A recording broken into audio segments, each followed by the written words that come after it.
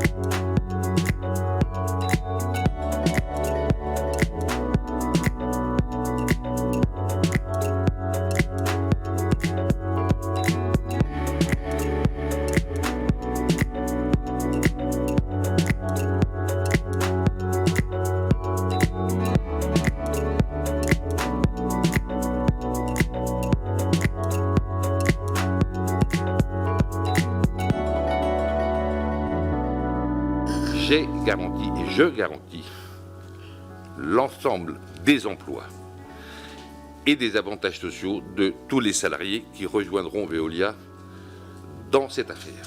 Nos métiers sont des métiers territoriaux, les équipes territoriales opérationnelles ne peuvent pas être délocalisées, et donc ceux qui vont reprendre ces activités, Veolia tout d'abord, Meridiam et les autres acteurs du déchet vont reprendre les équipes opérationnelles avec leurs moyens et l'encadrement de terrain entièrement.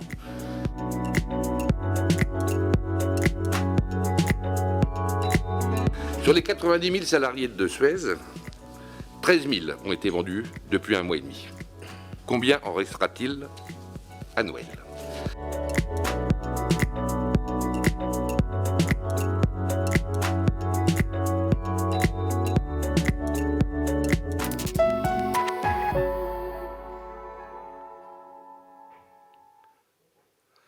Bonjour à tous et merci de vous être rendus disponibles pour répondre à notre invitation. Je serai très heureux de pouvoir répondre à l'ensemble de vos questions d'ici quelques minutes. Et je tiens par ailleurs à vous faire d'ores et déjà savoir qu'Estelle Brakianov vous dira un mot du projet industriel, Olivier Brousse un mot sur le volet innovation du projet et Claude Larbel un mot en matière de financement. Et vous pourrez également profiter, en tant que de besoin, des explications de nos conseils juridiques qui sont à mes côtés. Mais permettez-moi avant tout, s'il vous plaît, de vous exposer en quelques mots les raisons qui nous ont conduits à organiser ce moment d'échange. Il s'agit bien sûr de faire un point d'étape sur notre projet de rapprochement avec Suez. Nous l'avons présenté à la fin du mois d'août et une première étape décisive a été franchie il y a maintenant 1 mois, lorsque nous avons acquis auprès d'Engie 29,9% des actions de Suez. Depuis cette date, notre projet n'a pas pris 1 minute de retard. Les démarches auprès des autorités de la concurrence ont été immédiatement entamées. Elles se déroulent normalement et nous pensons réaliser les pré-notifications nécessaires au cours du mois de novembre. C'est la discussion avec ces autorités de la concurrence qui va déterminer la durée de l'opération, et non pas la bataille d'arrière-garde menée par quelques dirigeants de Suez. Un certain nombre d'événements et d'initiatives ont eu lieu depuis, et nous tenions à partager avec vous notre lecture des dernières semaines. Et vous verrez que les péripéties que nous vivons, quoique regrettables, étaient attendues et qu'elles ne modifient ni le sens ni le calendrier de notre opération. Le train est parti à l'heure, il est désormais lancé et il ne s'arrêtera pas. J'insiste sur un point qui me paraît essentiel. Vous avez, pour la plupart, et peut-être même tous, eu des échanges avec nous au cours des 2 derniers mois, lors de conférences téléphoniques ou bien dans des discussions bilatérales. Et vous avez donc pu constater, je l'espère, que nous n'avons qu'un seul discours. Nous disons la même chose à l'intérieur de nos bureaux et sur les plateaux de télévision, la même chose lors de nos échanges avec les pouvoirs publics ou avec la presse. Nous nous sommes malheureusement heurtés avec Suez à un interlocuteur qui non seulement refuse le dialogue, mais surtout tient un double discours. Il vous dit à vous et au pouvoir public le contraire de ce qu'il nous écrit. Il justifie ses actions par des arguments qui sont démentis quelques semaines plus tard. Et c'est pour bien rétablir la vérité sur les faits que nous avons décidé de vous raconter l'histoire telle que nous l'avons vécue en vous communiquant les courriers et les échanges que nous avons eus avec Suez. Pour bien se comprendre ce qui se joue aujourd'hui, il est nécessaire de remonter un peu dans le passé. Le premier élément de double discours, c'est que Bertrand Camus et Philippe Varin étaient parfaitement informés et de manière privilégiée de la sortie d'Engie de leur capitale. Comme Jean-Pierre Clamadieu l'a confirmé devant la représentation nationale, Bertrand Camus a été prévenu dès sa prise de fonction en mai 2019 qu'Engie ne demeurerait pas indéfiniment au capital de son entreprise en lui disant « Bertrand, un industriel détient un tiers du capital de ton groupe, ce n'est pas une situation stable, un jour ou l'autre, il va se passer quelque chose, il faut que tu t'y prépares. » Et de la même manière, Jean-Pierre Clamadieu a prévenu Philippe Varin dès avant sa prise de fonction.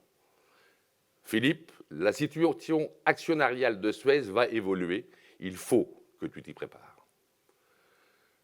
Plus clairement encore, en juillet dernier, Jean-Pierre Clamadieu n'a pas non plus fait de mystère quant au sort qu'il comptait désormais réserver à sa participation dans Suez.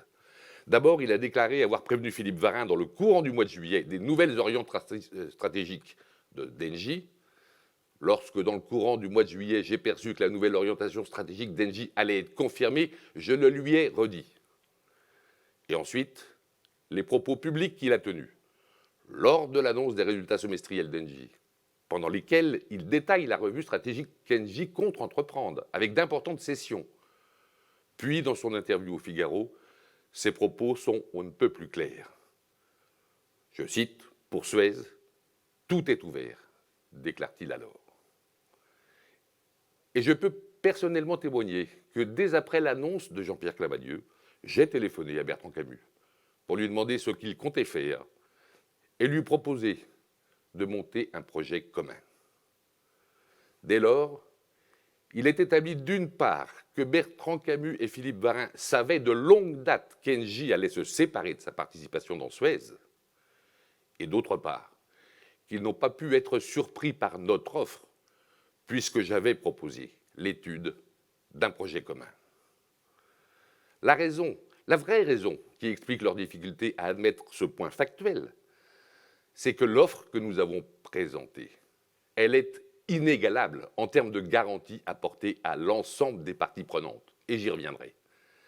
Et plutôt que de le reconnaître et d'essayer de prendre toute la place qui leur revenait dans ce projet ambitieux, comme nous leur avons offert dès le départ, ils ont préféré mettre en œuvre une politique d'obstruction systématique jusqu'à annoncer l'accélération de cession d'actifs stratégiques, c'est-à-dire de démanteler leur propre entreprise.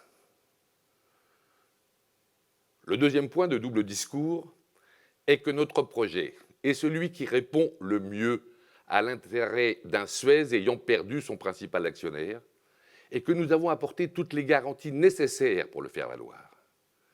Et je n'ai aucun mal à le redire ici. Notre offre était bien la meilleure dans un contexte où, quoi qu'il arrive, Suez allait changer d'actionnaire principal.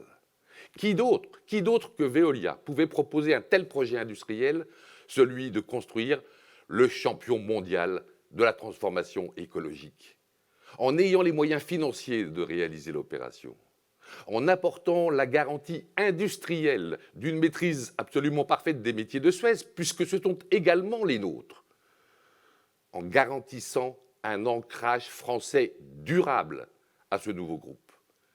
Et finalement, en donnant des gages imbattables sur l'emploi et les avantages sociaux des salariés de Suez en France. Personne, absolument personne ne pouvait le faire. Et c'est justement la pertinence du projet industriel qui permet de réaliser des synergies importantes sans aucun impact négatif sur l'emploi. Par définition, aucun acteur financier ne le pourrait. Et nous sommes le seul acteur industriel français à vouloir réaliser cette opération. Il n'y a donc pas d'alternative à Veolia pour garantir la pérennité de Suez, de ses salariés, de ses compétences, de sa culture, de son identité et de sa nationalité française. Pendant le mois dont Suez a disposé pour trouver une solution alternative, ils n'ont pas été capables de trouver un repreneur satisfaisant. Et en réalité, comme je le disais précédemment, la question était ouverte depuis des mois, pour ne pas dire des années, et aucune autre solution n'a émergé. C'est bien le signe que, contrairement à ce que laissent entendre Philippe Varin et Bertrand Camus, il n'y avait pas d'autre alternative aussi satisfaisante que l'offre que nous avons faite. Et comme l'a dit un député récemment, Veolia, dans cette histoire, c'était le gendre idéal. Et comme ce projet a pour moi la force de l'évidence, j'ai tout fait au cours de ce mois de septembre pour répondre aux préoccupations légitimes des pouvoirs publics et des parties prenantes de Suez. J'ai pris des engagements très forts sur l'emploi, m'engageant à ce que l'ensemble des salariés en France soient repris avec leurs salaires et leurs avantages sociaux. J'ai pris cet engagement pour nous, chez Veolia, comme pour les repreneurs que nous sélectionnerons pour les activités devant être cédées pour des raisons de concurrence. Ces engagements, je les ai d'abord pris par écrit auprès d'Engie et j'en ai tenu l'État informé. Je les ai ensuite tenus publiquement, dans la presse, dans vos journaux et sur vos plateaux, et ce, à plusieurs reprises. Et enfin, je les ai répétés devant la représentation nationale en audition à l'Assemblée et les ai fait parvenir aux salariés de Suez en publiant une lettre ouverte dans près de 60 quotidiens régionaux et plus d'une dizaine de quotidiens nationaux. Je les ai adressés de manière formelle au ministère de l'Économie et au conseil d'administration de Suez, contrairement donc à ce que ces derniers ont prétendu. Et par ailleurs, j'ai accepté en septembre de repousser notre offre de quelques jours pour permettre des échanges avec Suez et laisser sa chance à une éventuelle offre alternative qui n'est jamais venue. Au cours de ces rares échanges que j'ai voulu constructifs et pour lesquels je remercie encore Bruno Le Maire et Jean-Pierre Clamadieu pour leur entremise, j'ai fait des concessions pour répondre aux demandes de Bertrand Camus et de Philippe Varin. Ils souhaitaient sécuriser un périmètre dépassant la stricte activité de l'eau France de Suez que nous serons obligés de céder pour garantir le meilleur niveau de concurrence en France. Et j'ai donc proposé un ensemble d'une taille jusqu'à 5 milliards d'euros de chiffre d'affaires avec des actifs à l'étranger pour que ce nouveau Suez garde une dimension internationale. Et alors que nous pensions enfin avoir rempli leurs conditions, ils ont de nouveau claqué la porte, préférant continuer leur politique de la terre brûlée. Troisième double discours. Côté jardin, Suez prétend vouloir discuter, mais côté cour, leurs portes restent obstinément bloquées. Avant que nous fassions l'acquisition du bloc de 29,9%, et malgré les cessions en pagaille et les promesses de dividendes extraordinaires qu'ils ont sortis du chapeau pour essayer de convaincre leurs actionnaires, j'ai cherché sans relâche à bâtir une solution amiable avec le conseil d'administration de Suez.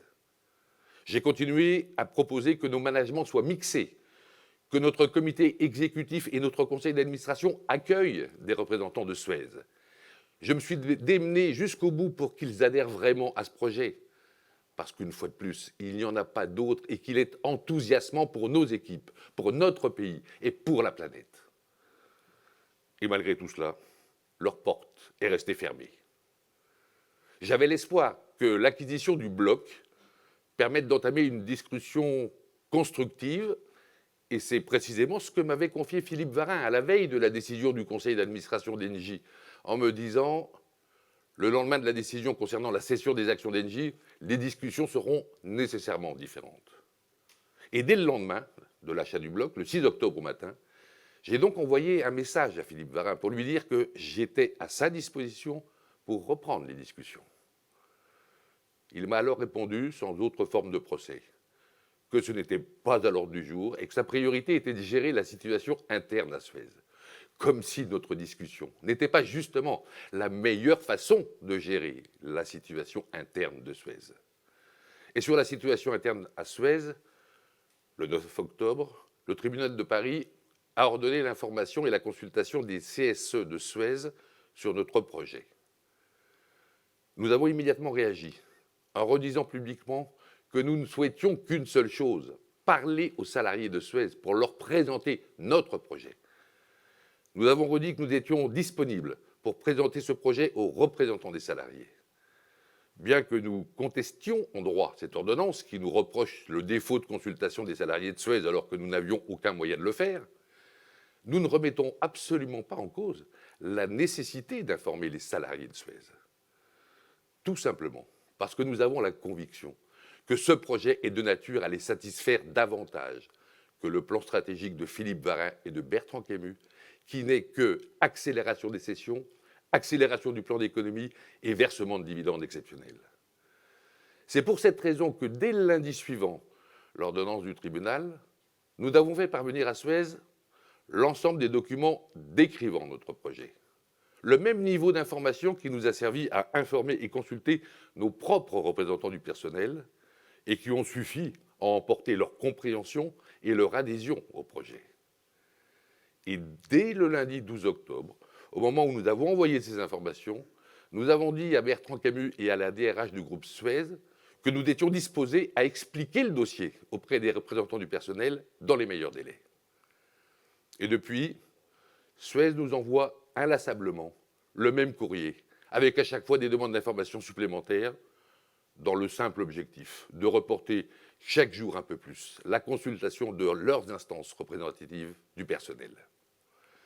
Manifestement, ils n'ont qu'une crainte, c'est que leurs salariés finissent par s'apercevoir qu'entre la construction d'un champion mondial d'un côté et leur plan Suez 2030 de l'autre côté, il n'y a pas photo. Dans un cas, ils sont protégés et moteurs d'un projet. Dans l'autre, ils sont menacés et sont réduits à être le carburant d'un cours de bourse. Déjà, certains de leurs syndicats commencent à s'interroger publiquement sur leur stratégie, tandis que ceux d'Osis, la filiale de Suez pour laquelle nous avons conclu un accord de rachat au mois d'août, se félicitent de leur nouvelle maison. Dans le même temps, et malgré la porte refermée par Philippe Varin, j'ai personnellement pris l'initiative de contacter chacun des membres du conseil d'administration de Suez. Je leur ai écrit dès le 12 octobre pour leur dire qu'il était désormais dans l'intérêt de nos deux entreprises que notre rapprochement soit conduit d'une manière constructive et respectueuse des deux parties. Je leur ai redit que je me tenais à leur disposition pour leur exposer à eux également les termes de mon projet et mes engagements. Je les ai invités à reprendre nos discussions pour pouvoir présenter au plus vite notre projet aux salariés de nos deux entreprises. Et je n'ai, là non plus, pas reçu d'autre réponse qu'un courrier de Philippe Varin indiquant qu'il était effectivement indispensable que les salariés de Suez soient pleinement informés, mais ne proposant pas davantage de solutions pour ouvrir ce dialogue. Constatant qu'aucun effort n'était fait du côté du conseil d'administration de Suez pour ouvrir des discussions et rentrer dans une phase constructive, mais ne perdons pas espoir qu'ils finissent un jour par se décider à nous parler, je leur ai de nouveau écrit le 22 octobre dernier. Je leur ai dit que je m'étonnais que des discussions n'aient pas pu s'ouvrir, ne serait-ce que pour échanger sur nos désaccords, et que j'avais du mal à comprendre leur obstination à refuser tout échange de points de vue et toute confrontation de position. En l'absence d'ouverture de leur part, je leur ai demandé à minima de ne pas prendre de décisions déraisonnables de la même nature que l'entité néerlandaise. Et une fois de plus, ce courrier est resté sans réponse. Cette nouvelle main tendue n'a pas été saisie. En résumé, depuis le 5 octobre, je me suis vu systématiquement opposer une fin de non-recevoir, témoignant de l'absence de toute volonté de la part du conseil d'administration et de la direction de Suez d'adopter un esprit constructif. Et en récompense de tous ces efforts, Bertrand Camus a fini par dire à la publication des résultats de Suez la semaine dernière qu'il n'y a pas de dialogue car aucune des conditions normales d'un dialogue est remplie. Il va jusqu'à répéter que l'entité néerlandaise a été montée pour que Suez ait une place dans la discussion. Eh bien, comme je vous l'ai prouvé à l'instant à l'aide de nombreux documents factuels, c'est tout simplement un mensonge. C'est très simple. Toutes les conditions d'un dialogue ont été posées, mais de dialogue, ils ne veulent pas. Quatrième et dernier point de double discours. Philippe Varin et Bertrand Camus prétendent agir dans l'intérêt de tous leurs actionnaires, quand, en réalité, ils ne défendent que leur intérêt personnel propre. Maintenant que le train est lancé, il est nécessaire, pour les salariés de nos deux groupes qui ne vont pas vivre éternellement dans l'incertitude, que le projet avance. Il le faut aussi pour les actionnaires des deux groupes. Et vous aurez remarqué que tous ceux qui se sont exprimés l'ont fait en soutien du rapprochement. Et puis, il le faut tout simplement pour pouvoir commencer à poser les bases de ce projet, dont je rappelle quand même qu'il est né de l'ambition de répondre aux défis environnementaux qui se posent à nous et qui, eux, n'attendent pas que le conseil d'administration de Suez se décide à sortir de son bunker. Les plans de relance verts, c'est maintenant qu'ils se mettent en place. Et c'est là qu'intervient le dernier point de double discours porté par messieurs Camus et Varin. Ils appellent dans leurs mots une OPA ferme de la part de Veolia, mais font tout dans leurs actes pour qu'elle ne puisse pas arriver. Ils ont franchi une première ligne rouge en créant l'entité néerlandaise, puis en refusant de la désactiver. Ils s'apprêtent à en franchir une seconde en annonçant un programme accéléré de cession d'actifs stratégiques. C'est en réaction à l'ensemble de ces tentatives d'arrière-garde que nous allons désormais ouvrir une nouvelle étape de notre stratégie de rapprochement. D'abord, nous allons répliquer sur le terrain judiciaire et demander l'annulation de l'entité néerlandaise.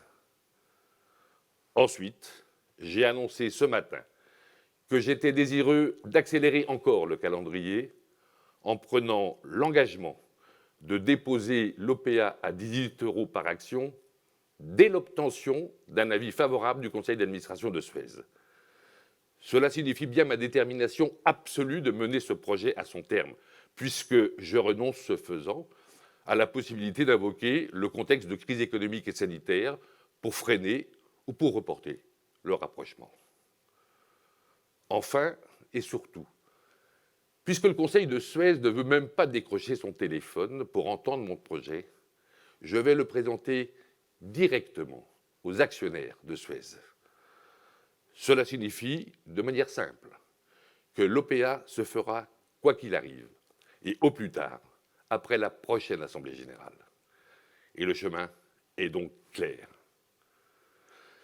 Je laisse maintenant la parole à Estelle Brakianov, directrice générale adjointe en charge des opérations, à Olivier Brousse, le directeur de la stratégie et de l'innovation, et à Claude Larvel, directeur général adjoint en charge des finances, pour une rapide présentation des enjeux industriels, stratégiques et financiers de notre projet.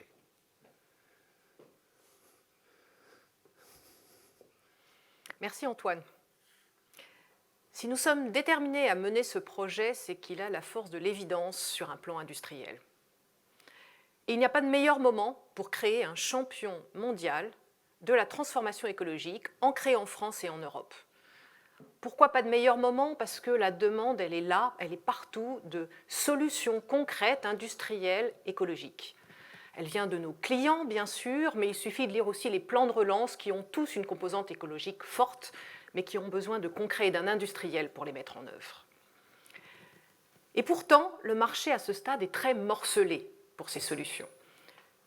Un seul chiffre, Pour une illustration, Suez et Veolia ensemble, ce sera 5% de part de marché mondiale.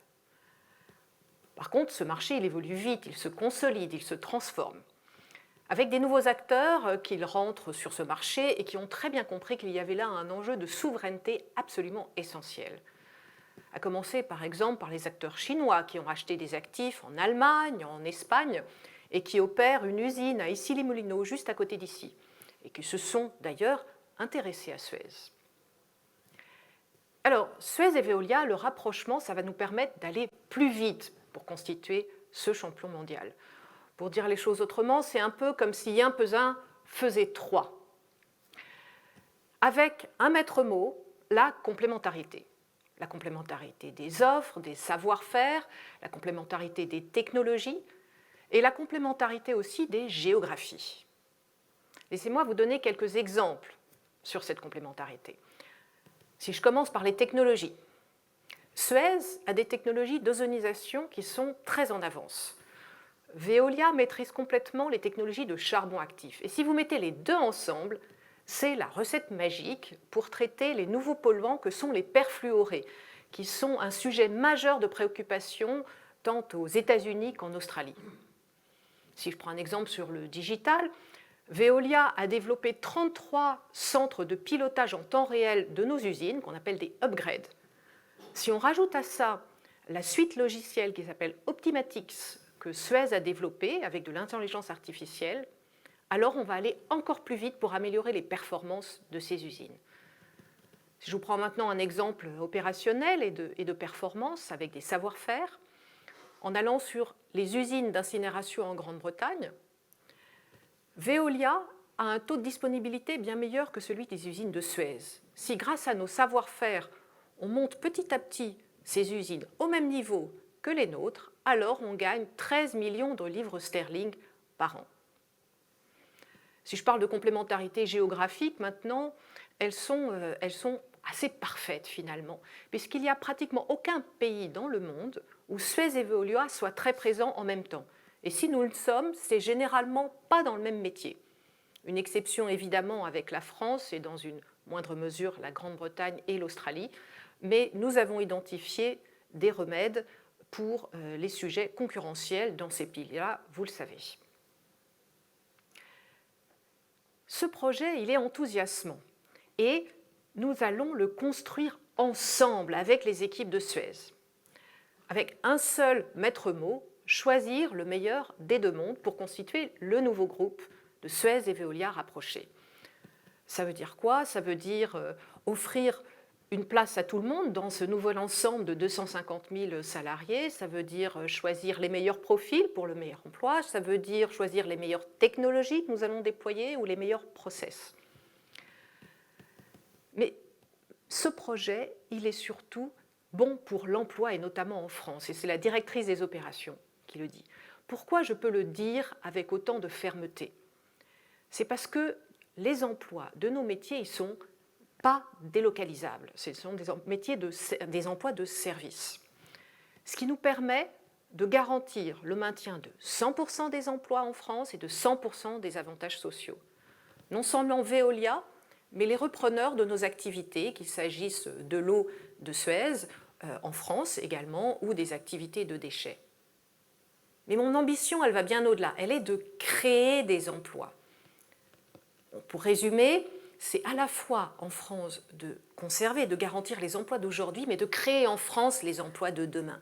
De créer une vraie filière industrielle de la transformation écologique. Ça veut dire en France avoir des centres de R&D, des pilotes industriels, investir sur les territoires, développer l'alternance et l'apprentissage, mais aussi créer en France une école mondiale de la transformation écologique. Je passe la parole maintenant à Olivier Brousse.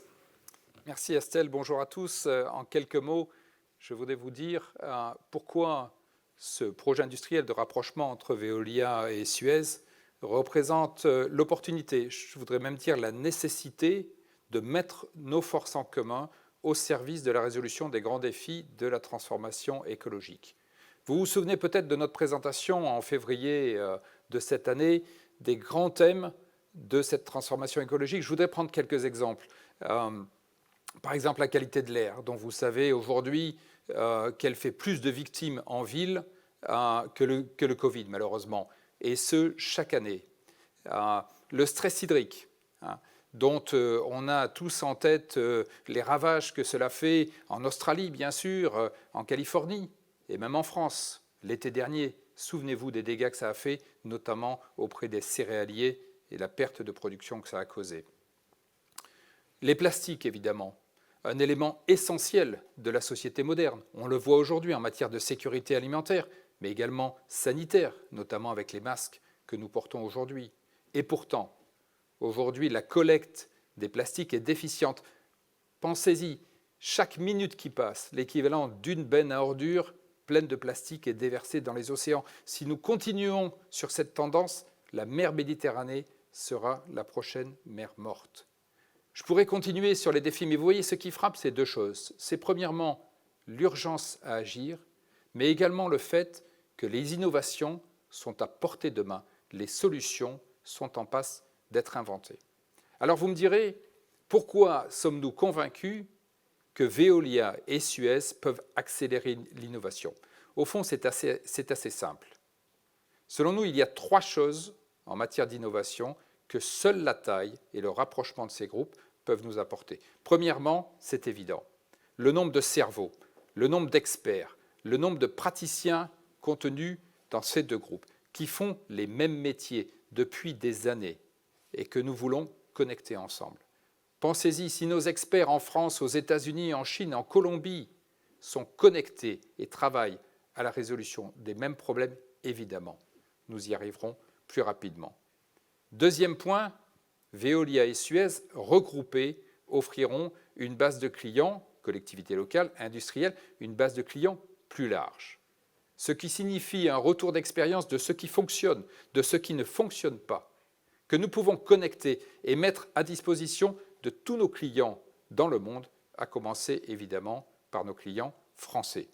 Et enfin, avec un groupe plus grand, nous aurons un retour sur innovation, de la même façon que les financiers parlent d'un retour sur investissement. Nous atteindrons un retour sur innovation plus grand, ce qui nous permettra d'y consacrer plus de moyens, puisque les innovations qui marchent pourront être diffusées auprès de plus de clients. Voilà trois aspects que seule la taille nous apportera le rapprochement entre les deux groupes qui nous permettra d'accélérer l'innovation. Permettez-moi de prendre deux exemples qui vous parleront, j'en suis sûr. Les batteries électriques. Aujourd'hui, la collecte et le recyclage des batteries, ce n'est pas encore un problème. Mais avec l'explosion du nombre de véhicules, de vélos qui utilisent des batteries, d'ici 10 ans, il y aura en Europe chaque année 1 million de batteries de véhicules électriques à collecter et à recycler. Or, les batteries, c'est un déchet toxique qui contient des produits chimiques, des métaux lourds.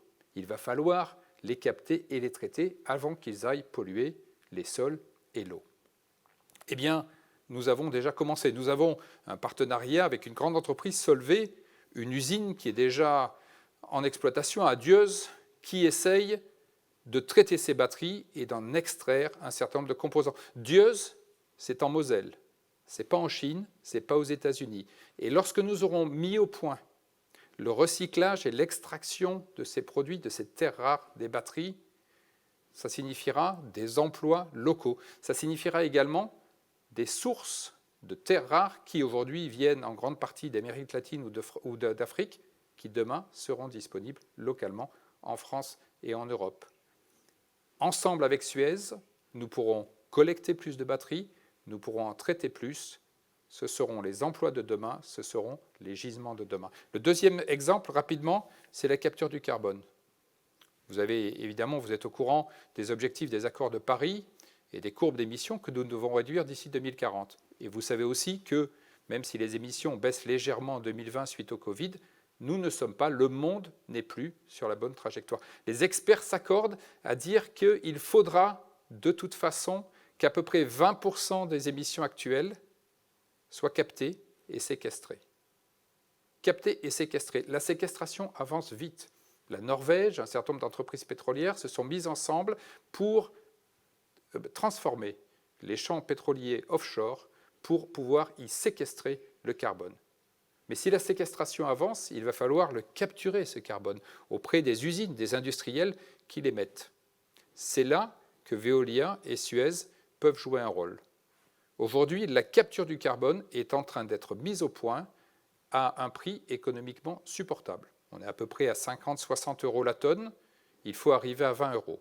Pour cela, il va falloir construire des démonstrateurs, des pilotes, pousser la technologie. Ces démonstrateurs, ils peuvent être en France, ils peuvent être à Fos, à Dunkerque, au Havre.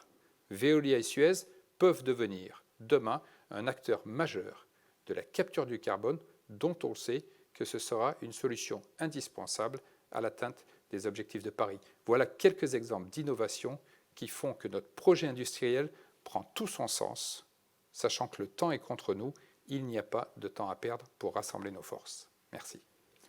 Claude.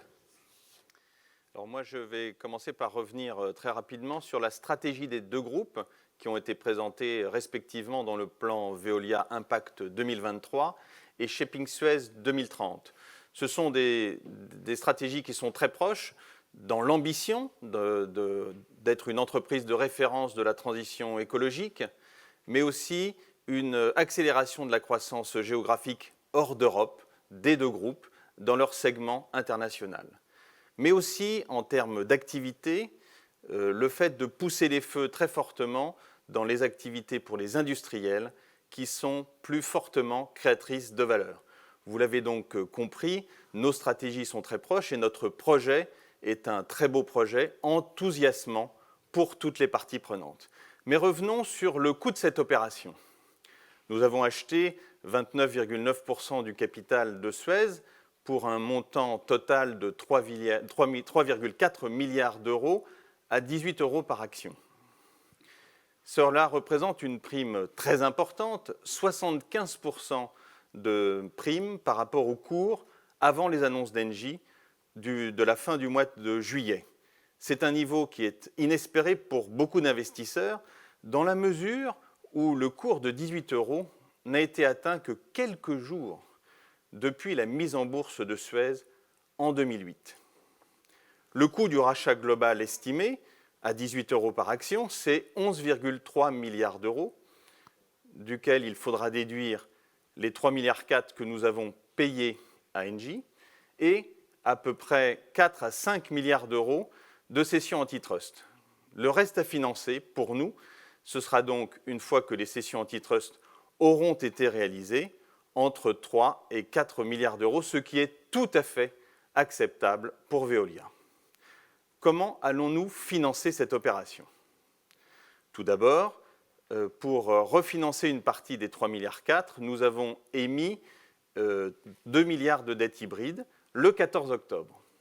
Pourquoi nous l'avons fait? Nous l'avons fait parce que les conditions de marché étaient tout à fait bonnes et que nous avons pu émettre 850 millions à 2,25% et 1,150 milliard à 2,5% à 8 ans et demi.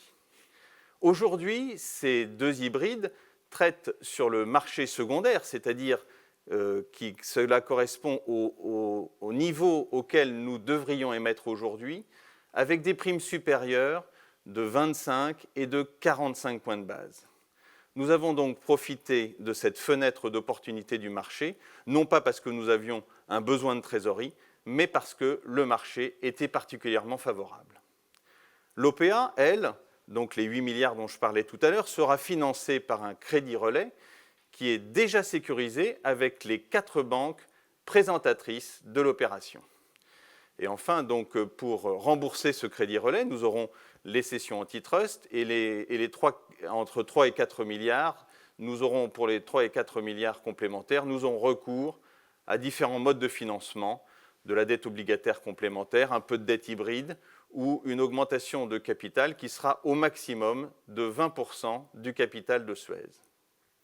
Notre objectif, vous l'avez compris, c'est de préserver les équilibres financiers et notre rating qui est Solid Investment Grade. Vous connaissez l'orthodoxie financière du groupe et nous avons conçu cette opération pour avoir un levier dette nette sur EBITDA inférieur à 3 durant toute l'opération, sauf en 2022, qui est la première année d'intégration, du groupe, de Suez et de Veolia, où nous aurons un levier très légèrement supérieur à 3, estimé à 3,2. Nous avons expliqué ce projet aux nos deux agences de rating, Standard & Poor's et Moody's, qui l'ont bien compris et qui ont confirmé notre notation avec une perspective stable. C'est une opération qui est fortement créatrice de valeur pour les deux collèges d'actionnaires, ceux de Suez et ceux de Veolia. Comme je l'ai dit tout à l'heure, pour ceux de Suez, c'est évident, c'est une prime de 75% par rapport au cours avant le 30 juillet 2020. Pour les actionnaires de Veolia, avec l'ensemble des synergies que nous allons créer et qui sont estimées à 500 millions d'euros, c'est une opération qui sera relutive sur le bénéfice net par action dès la première année, qui sera relutive à 2 chiffres la deuxième année et au-dessus de 40% la troisième année. Nous l'avons dit, nous le redisons, notre offre est inégalable et elle est très fortement créatrice de valeur pour Suez, pour les actionnaires de Suez et pour les actionnaires de Veolia. Et je repasse la parole à Antoine. Merci à vous trois. Et maintenant que nous avons replacé le projet dans son contexte et fait un état des lieux de l'opération, je souhaite passer la parole à Eric Hazat, notre directeur juridique, ainsi qu'au professeur Boukobza et à maître Chabert et Boulanger pour un point à date sur les aspects juridiques du dossier qui méritent d'être éclairés à l'aide des experts qui nous accompagnent dans l'opération. Eric. Merci Antoine. Bonjour à toutes, bonjour à tous. Ce petit point de situation juridique sur un dossier, car nous ne faisons pas des OPA tous les jours, et une certaine complexité doit être clarifiée. J'ai autour de moi Pierre-Yves Chabert qui vous présentera le déroulé, la mise en musique technique en droit boursier de cette accélération que nous vous proposons aujourd'hui. Cette accélération, c'est clairement une offre contre un accord de rapprochement. Il va vous expliquer comment cela fonctionne véritablement, ce que cela signifie. Ensuite, le volet social. Les combats d'arrière-garde évoqués par Antoine se cristallisent notamment sur le fameux référé social. Aurélien Boulanger du cabinet Gide vous en expliquera les tenants et aboutissants. Enfin, cette fameuse entité néerlandaise, cette structure opaque, illégale, sera décortiquée par le professeur Xavier Boukobza qui nous accompagne dans la définition de notre stratégie judiciaire. Pierre-Yves. Merci Eric. Bonjour à tous, bonjour à toutes. Sur le plan boursier, Veolia a pour objectif de répondre aux attentes exprimées par les actionnaires. Contrairement à ce que certains insinuent ou essaient de faire croire, oui, Veolia a pour objectif de déposer son offre publique d'acquisition pour prendre le contrôle de Suez. Et oui, Veolia a l'intention de déposer une offre publique au prix de 18 € par action, coupon attaché. C'est ce qui a conduit le président Frérot à vous faire part aujourd'hui du renforcement de ses intentions relatives à son offre publique. Alors que les intentions exprimées le 5 octobre 2020 consistaient à annoncer un dépôt d'offre publique à l'horizon de 12 à 18 mois lorsque les autorisations antitrust auraient été obtenues, Veolia indique aujourd'hui que le dépôt de cette offre publique interviendra au plus vite dès lors qu'elle aura reçu l'accueil favorable du conseil d'administration de Suez. Accueil favorable qui va se matérialiser, comme le disait Eric Hazat, par la conclusion d'un accord de rapprochement. Alors qu'est-ce qu'un accord de rapprochement ? C'est une figure très usuelle en matière d'offres publiques, qui est un contrat signé entre l'initiateur, Veolia, et la cible, Suez, dans laquelle il y a des engagements réciproques. Engagement de la cible, de gérer la société dans le cours ordinaire des affaires, ne pas procéder à des cessions d'actifs significatifs ou stratégiques, ne pas introduire des poison pills, en l'espèce, désactiver le principe d'incessibilité des activités aux francs et cette entité néerlandaise opaque. Ce sont des engagements réciproques de mettre en œuvre une coopération pour obtenir le plus rapidement possible les autorisations des autorités de la concurrence. Et c'est du côté de Veolia cet engagement de déposer immédiatement après la conclusion de l'accord de rapprochement l'offre publique d'acquisition au prix de 18 € par action, coupon attaché. Dès lors, vous le voyez, à partir d'aujourd'hui, la seule chose qui sépare les actionnaires du dépôt de l'offre publique à 18 €, c'est la décision du conseil d'administration de Suez. Et c'est pourquoi le président Frérot appelle aujourd'hui les actionnaires à se mobiliser pour faire en sorte que le conseil d'administration, avant ou après une assemblée générale, accepte d'entrer dans le dialogue et de conclure l'accord de rapprochement que je viens de décrire. Ce renforcement des intentions est très important à 3 égards. Il traduit d'abord un objectif de sécuriser l'offre publique d'acquisition. À partir du moment où, dès qu'il y aura un accord de rapprochement, oui, l'offre publique sera déposée. Lorsque l'offre publique est déposée en droit boursier, vous le savez, le prix devient irrévocable. Donc le deuxième objectif, c'est sécuriser le prix de 18 € par action. Et le troisième objectif, lui aussi emporté par le dépôt de l'offre en réglementation boursière, c'est le fait qu'il ne peut plus y avoir de clause de MAC, Material Adverse Change, ou changement exceptionnel de circonstances, qui permet de retirer une offre. L'offre devient irrévocable de ce point de vue-là. C'est donc la sécurisation de l'exécution de l'offre. Sécurisation du dépôt de l'offre, sécurisation du prix, sécurisation de l'exécution de l'offre. Voilà les 3 objectifs que tente aujourd'hui de faire Veolia avec ce renforcement de ses intentions. Je vous remercie. Merci Pierre-Yves. C'est très clair. Donc le thème, c'est l'accélération. Je vais vous faire un petit point maintenant sur l'antitrust. Antitrust, on entend beaucoup de choses. Antoine faisait référence à des combats d'arrière-garde de messieurs Camus et Varin. La réalité, c'est qu'effectivement, sur le volet antitrust, il raconte des choses qui parfois peuvent paraître un peu décalées. Le 28 octobre dernier, on entendait M. Camus déclarer « L'impact international de ce projet n'a pas été analysé ». C'est faux. Nous avons, depuis longtemps, sur la base des données publiques, analysé les différentes implantations, les chevauchements sur les dizaines de pays d'implantation de nos 2 organisations pour constater, et chaque personne qui fera cet exercice constatera que le match entre les géographies de Suez et les géographies de Veolia, ce match est quasiment parfait. Il y a réglementairement une vingtaine de pays sur l'ensemble des dizaines de pays dans lesquels nous opérons, des procédures réglementaires à honorer. Nous avons commencé ces travaux en amont, dès la conclusion, dès l'acquisition des parts début octobre. Ces travaux se déroulent normalement, convenablement, de manière satisfaisante. Le dialogue est constructif, parfois provoqué par des actions de Suez ici et là, qui nous obligent à répondre à certaines autorités. Et sur l'ensemble des géographies, sur l'ensemble des 20 pays dans lesquels nous devrons notifier, nous avons identifié aucune difficulté sérieuse au antitrust autre que la France. Un sujet mineur en Australie, un sujet mineur au UK, rien d'autre. Le reste sont des sujets créés de toutes pièces, des agitations, là où il n'existe pas de problème, d'aucuns cherchent à en créer. Nous sommes sur le point de poursuivre ces dialogues avec notamment Bruxelles, avec autorités avec laquelle nous échangeons utilement, professionnellement, sérieusement, en répondant à leurs questions. Le mois de novembre se poursuit. Nous allons pré-notifier dans les prochaines semaines. Le déroulé est convenable. Et aujourd'hui, tout me laisse penser que les 12 à 18 mois évoqués le 30 août seront 12 mois, que nous allons obtenir une phase 1, car nous allons nous en donner les moyens, et tous les contacts pris avec les autorités concourent à cette analyse.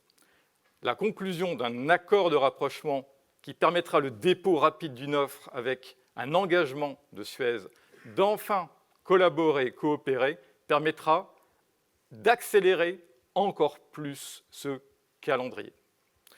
Sur le volet social maintenant, je souhaite que Aurélien du cabinet Gide nous présente la situation générée par ce référé social. Merci Eric. Bonjour. Donc la Cour d'appel va connaître de l'ordonnance du 9 octobre.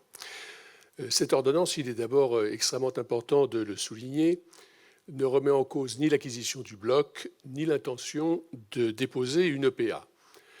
Elle suspend temporairement certains effets, mais n'annule pas les opérations. En effet, une ordonnance de référé est par nature provisoire, le temps de la réalisation des mesures qu'elle ordonne, c'est-à-dire, dans notre occurrence, pour Veolia de donner de l'information à Suez et pour Suez de consulter ses comités sociaux. Alors, cette ordonnance, elle est erronée en droit. Elle condamne Veolia pour un défaut de consultation des comités de Suez, que Suez s'obstine à bloquer. Par exemple, elle ne tient pas compte des dispositions spécifiques des sociétés cotées, notamment sur les consultations qui ont lieu postérieurement au dépôt de l'offre et non antérieurement. Mais indépendamment de tout cela, Veolia n'a aucune difficulté à ce que Suez consulte ses CSE.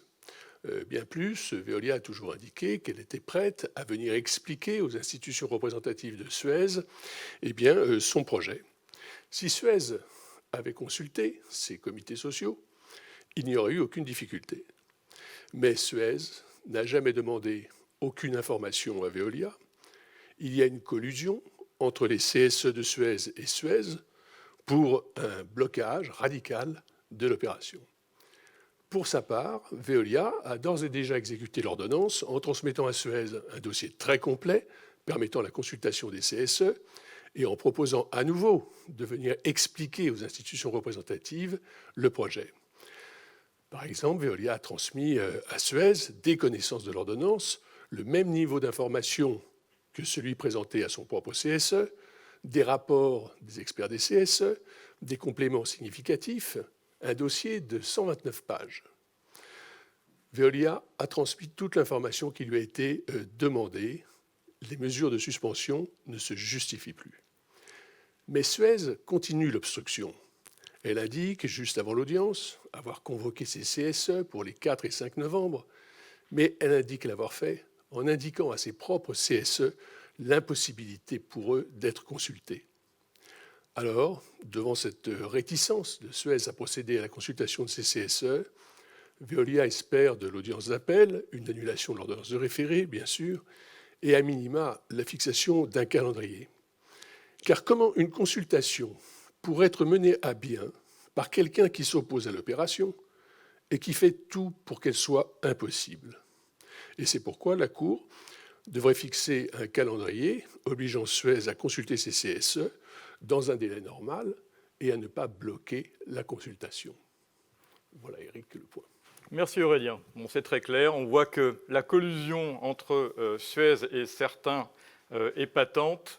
Cette collusion ne saurait prospérer. On ne peut pas exciper de sa propre turpitude indéfiniment et bloquer une opération, suspendre une opération. Ça n'a aucun sens et ça ne durera pas. Ce sera très vite arbitré. Sur le même thème, je souhaiterais cette fois-ci sur la fondation néerlandaise, ce dispositif opaque étranger que le professeur Xavier Boukobza en expose toute l'illégalité. Professeur. Merci Eric. Bonjour à toutes et à tous. Donc, je vais vous dire quelques mots de cette fondation néerlandaise. D'abord, et à titre préalable, il faut bien comprendre un point. Ce n'est pas parce que je fais appel à une institution de droit étranger me permettant des choses selon ce droit étranger que pour autant cela est valable en droit français. Pour vous donner un exemple, ce n'est pas parce que j'achète une arme dans un pays qui autoriserait la vente d'armes que pour autant je peux utiliser cette arme en France. Eh bien, la fondation néerlandaise, c'est exactement la même chose. Ce n'est pas parce que j'ai utilisé une fondation de droit néerlandais que pour autant elle est valable au regard du droit français. Or, Suez est une société de droit français qui plus est cotée en France. Or, le mécanisme de cette fondation, qui d'ailleurs a été emprunté au droit néerlandais parce que le droit français ne le permet pas, le mécanisme de cette fondation, précisément, viole des principes essentiels du droit des sociétés. En réalité, nous avons même dénombré 6 causes de nullité si on devait les lister. Mais sans entrer dans les détails précis, dans les détails techniques, l'essentiel est là. Cette fondation remet en cause l'attribution des pouvoirs au sein des sociétés. Or, de tout temps, c'est même l'arrêt, la jurisprudence la plus connue du droit des sociétés qui a été ensuite constamment réitérée par le législateur, prévoit que on ne peut pas retirer aux organes des sociétés leurs prérogatives propres. On ne peut pas retirer au Conseil ses prérogatives, tout comme d'ailleurs, évidemment, on ne peut pas retirer à l'Assemblée générale des actionnaires ses prérogatives. Or, ce mécanisme-là qui donne un droit de veto à une fondation de droit néerlandaise qui n'a strictement aucune légitimité au sein de la société Suez, qui n'est pas un organe de la société Suez, eh bien, cette fondation porte atteinte à cette organisation des pouvoirs qui est d'ordre public sociétaire et qu'on ne peut absolument pas remettre en cause. Qui plus est, ce mécanisme, de manière extrêmement étonnante, faisant fi des règles les plus élémentaires relativement à la gouvernance des sociétés, a instauré finalement un super golden parachute au profit des dirigeants, leur permettant ainsi de faire un chantage à la fondation en disant tant que je suis là, je peux la désactiver, mais si je ne suis plus là, à ce moment-là, il n'y aura plus de possibilité de la désactiver. L'inaliénabilité sera désormais établie. Cette remise en cause du principe de la libre révocabilité des administrateurs est, là encore, une cause évidente de nullité de ce mécanisme-là. Normalement, on parle de quelques indemnités qui déjà posent problème. Vous imaginez bien pour ici une indemnisation qui serait de plusieurs centaines de millions, puisque cela coûterait à la société plusieurs centaines de millions si effectivement l'actif stratégique devenait indisponible. Alors, tout ce mécanisme qui demeure opaque, parce que bien que Suez soit une société cotée, nous n'en connaissons pas tous les détails, elle n'a pas estimé devoir parfaitement informer l'ensemble du marché, on les apprend au fur et à mesure par des communiqués de presse qui d'ailleurs demeurent vagues, voire se contredisent. Donc tout ce mécanisme est un mécanisme qui, en plus, au-delà de tout cela, pose un problème fondamental au regard de l'intérêt social de la société. En effet, voilà un mécanisme, oublions même son illégalité profonde, voilà un mécanisme qui s'est fait sans contrepartie pour la société Suez, si ce n'est le maintien ou la volonté de maintien de l'administrateur, sans contrepartie pour la société Suez, et ce, en ayant une destruction de valeur, puisque rendre un actif inaliénable alors que c'est un actif disponible, c'est une destruction de valeur considérable. Et le préjudice qui se chiffre en plusieurs centaines de millions d'euros pour la société, précisément, devra être indemnisé et toute personne qui a participé à la mise en place de ce mécanisme pourra avoir sa responsabilité civile et même pénale, en l'occurrence, engagée. Voilà, je vous remercie.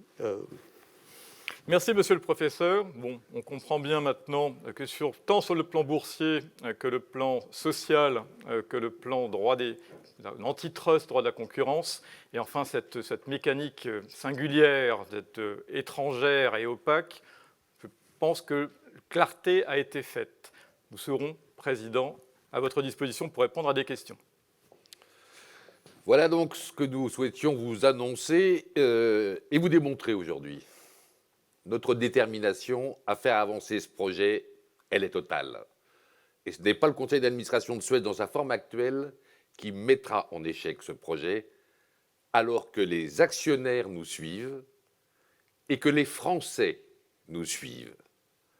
En effet, ce projet, il suscite l'adhésion des Français qui, dans une grande majorité, considèrent que ce nouveau groupe permettra de réunir dans une même entreprise toutes les compétences et toutes les solutions pour donner les moyens aux collectivités locales et aux entreprises de réduire leur impact environnemental. Les Français, ils sont plus de 6 sur 10 à penser par ailleurs que la réunion de nos deux entreprises permettra d'accélérer le développement de solutions innovantes pour répondre à l'urgence écologique. Il est donc plus que temps d'agir, et c'est notre plus grand souhait, faire enfin advenir ce champion mondial de la transformation écologique que nous appelons de nos vœux. Vous l'aurez compris, notre train est lancé. Et rien n'arrête un train lancé.